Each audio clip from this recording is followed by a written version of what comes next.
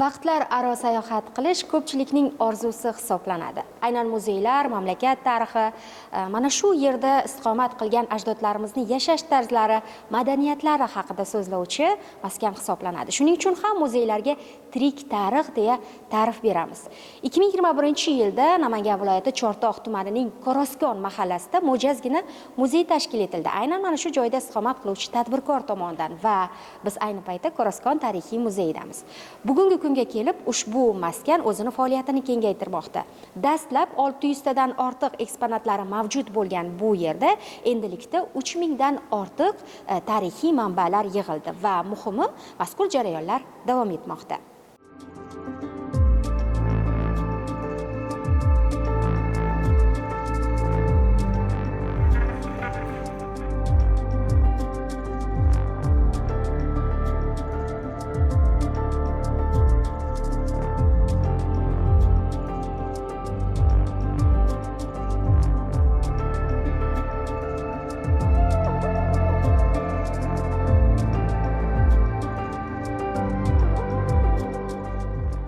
Dastlab 600 dan ziyod eksponatlarga ega muzey hozirda 3000 dan ortiq asor atiqalar bilan boyidi. Yana bir muhim jihat, muzey uchun 2 qavatli yangi bino barpo etildi. Bu yerda eng qadimiy manba 14-asrga tegishli.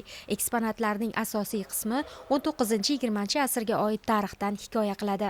Har bir buyumning o'ziga xos tarixi bor. Bu yerda ko'rib turgan buyumlaringizni ham o'z tarixi bor. Birinchi qavatimiz asosan texnikaga atalgan bo'lim hisoblanadi. Bu bo'limimizda har bir buyumimiz o'z tarixiga ega. 1949-yildan boshlab ishlab chiqarilgan televizorlarni ko'rishingiz mumkin va yillar ketma-ketligi bo'yicha terib borilgan. Muzeyimizning eng muhim bo'limlaridan biri bu transport vositalari bo'limi bo'lib, 18-asrga oid bo'lgan Qo'qon aravalari va 19-asrga oid bo'lgan foytonni, izvoshlarni va retro avtomobillarni ko'rishingiz mumkin. Ta'kidlash joiz, muzeylar sohasida so'nggi yillarda prezidentimiz tomonidan muzeylar faoliyatini takomillashtirish borasida ko'plab hujjatlar qabul qilindi. Bugun bu kabi tarix ko'zgusi hisoblangan madaniyat va ma'naviyat maskanlariga har qachongidan e'tibor kuchli.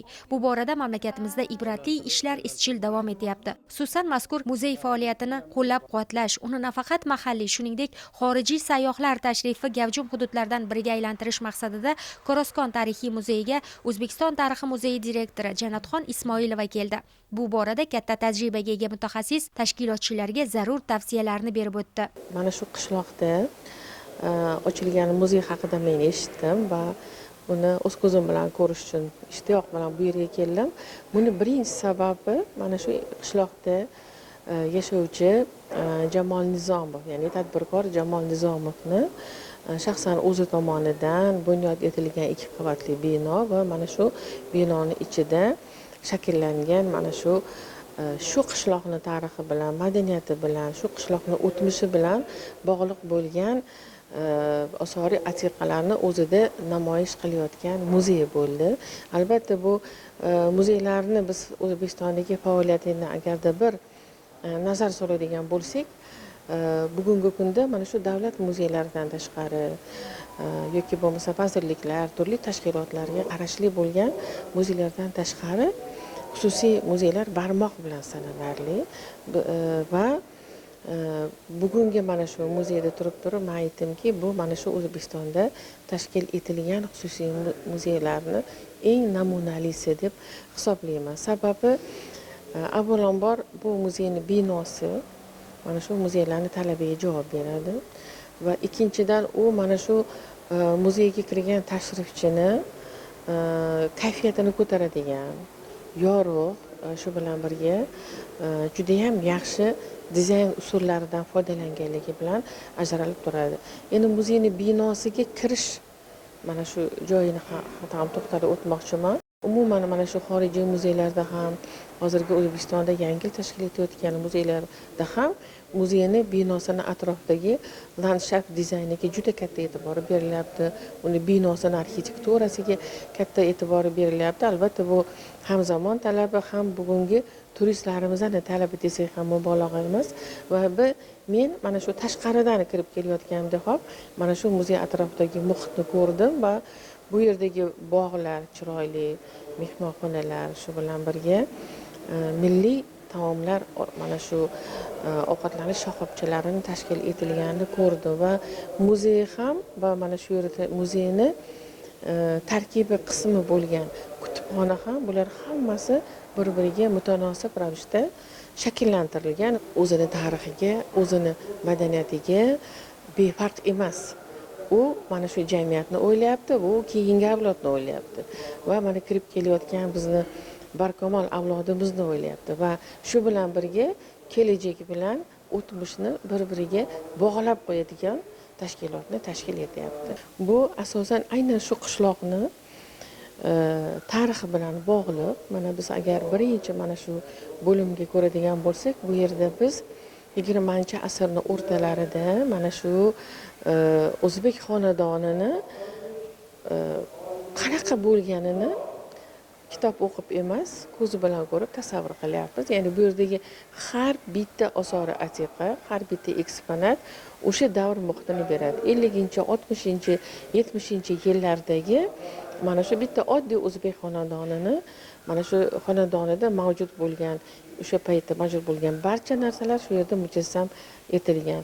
Biz albatta bu o'zimizni milliy urf-odatlarimiz, milliy an'analarimiz, o'sha paytdagi milliy liboslarimiz, milliy taqinchoqlar yoki bo'lmasa yana bu yerda juda ham ko'p hunarmandchilik sohalariga ham katta e'tibor berilgan, yog'och o'ymakorligi, kandakorlik, sopol buyumlar, bularning barchasi aynan shu yerda mujassam etilgan. Avvaliga muzeyga Qoraskonda tug'ilib yashagan qahramon, fidoyi insonlar xotirasiga bag'ishlangan manbalar, retro avtomobillar, shuningdek 20-asrga xos o'sha zamonni aks ettiruvchi jihozlarni tomosha qilish uchun faqatgina mahalliy sayyohlar kela boshlagan. Gullar festivali arafasida esa xorijiy turistlar tashrifi ham kuzatildi.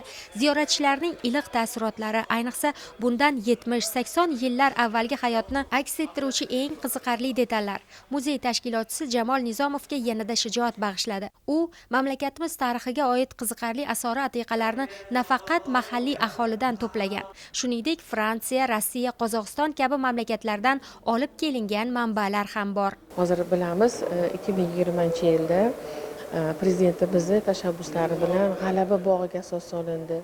Mana bog' tarkibida shon-shuhrat muzeyi tashkil etildi. Bu juda ham katta voqea bo'ldi.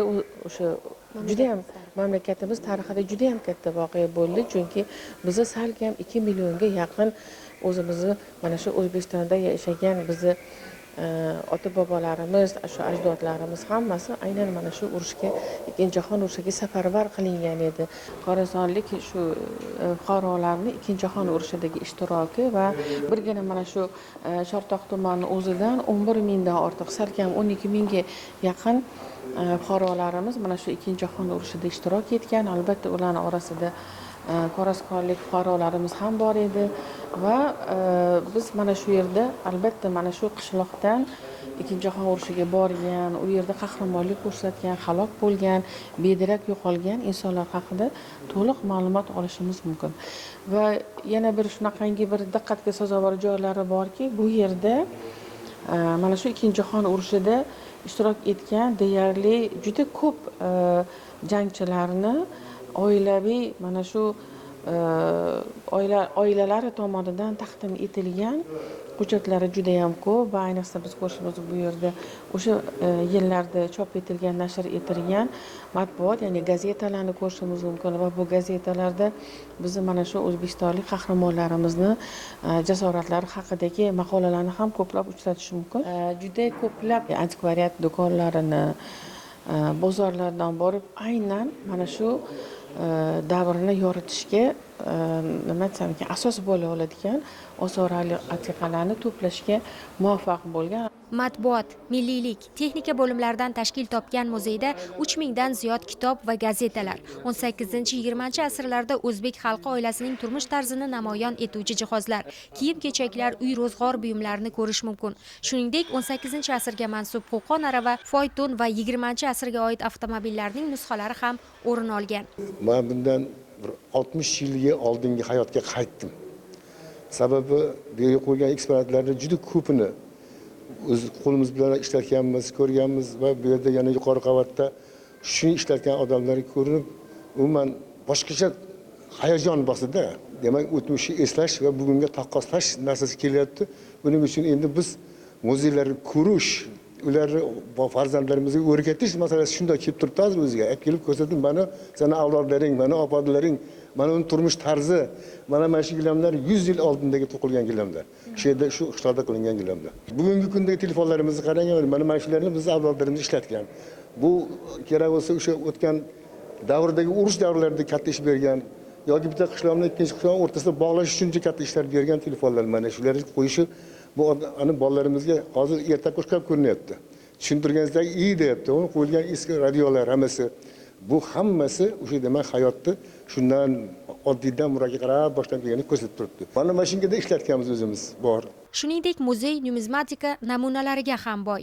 Bu yerda xonlik davrlari tangalaridan tortib, yaqin o'tmishdagi pul birliklarigacha bor. Bu muzey yosh avlodni vatanparvarlik ruhida tarbiyalashda, jamiyatimizni taraqqiyotiga hissa qo'sha oladigan barkamol avlod bo'lib yetishishida bu muzeyning xizmati katta bo'ladi deb o'ylayman. Chunki aynan shu qishloqda, mana shu deyarli tumanni markazi sifatida markaziga aylanib qolgan barcha mana shu yoshlarni keladigan, aylanadigan hududga aylangan ekan bu hudud va biz o'ylaymizki, mana shunday muzeylarimiz juda ham ko'paysin.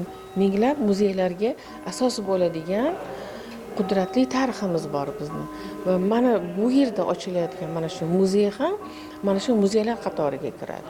Va u ham vatanimizning tarixini, madaniyatini kichkina bir qishloq misolida aks ettirishga xizmat qiladi deb o'ylayman. Chunki har bitta qishloq, har bitta mahalla hammasini birlashtirganmiz, bu bizning vatanimiz. Quvonarli tomoni, Chortoq tumanida maktab o'quvchilariga tarix fanidan ushbu joyda amaliyot darslarini tashkil etish an'anaga kirgan. O'quvchilarga vatan tarixiga oid mavzularni muzeyda yanada qiziqarli tarzda ko'rgazmalar asosida tushuntiriladi. Muzeyga xos bo'lgan o'ziga xos jihatlardan biri aynan Koroskon qishlog'idagi bundan 60-70 yil avvalgi dala maydoni. Shiypon aynan o'sha davr ko'rinishida rassom tomonidan mahorat bilan tasvirlangan. Bu esa muzeyga keluvchilar tasavvurida mehnatkash xalqimiz, ajdodlarimizning dehqonchilikda, yer bilan tillashdagi katta tajribasini yaqqol gavdalantiradi. O'sha kinolarda ko'rgan fayton ko'rdim.